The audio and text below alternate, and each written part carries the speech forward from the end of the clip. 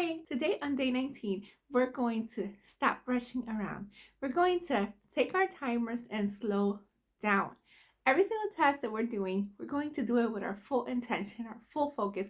We're not going to multitask anymore. We're going to put 100% of our focus into that task. Your timer is going to come very handy. Set the appropriate times for each appropriate routine. For example, the 5-minute room rescue, you want to set a 5-minute timer. For the 15-minute declutter or deep clean, you're going to want to set those 15 minutes. However, instead of getting distracted or multitasking, we're going to focus exactly on what we're doing. And when we use our full focus, we're forced to slow down and therefore do a better job.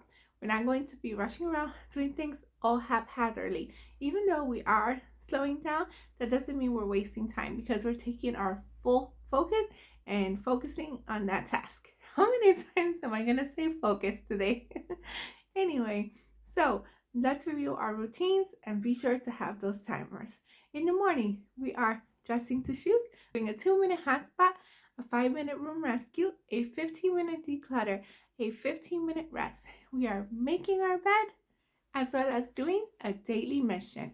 For each of those things, be sure to set those appropriate timers, and in the evening as well, because in the evening, we're going to be picking out our clothes, cleaning our sink, doing a 2-minute hot spot, a 5-minute room rescue, and going to bed at a decent hours. Use those timers where applicable. Let's use our full focus and stop rushing around.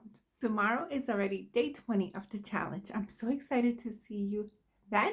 But before that, be sure to check out this video about budgeting tips. These tips can help anyone from low income to 1 income to any kind of income size you want.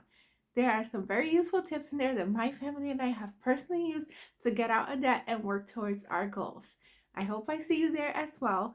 In the meantime, thank you so much for watching. Until next time, to God be the glory. Bye.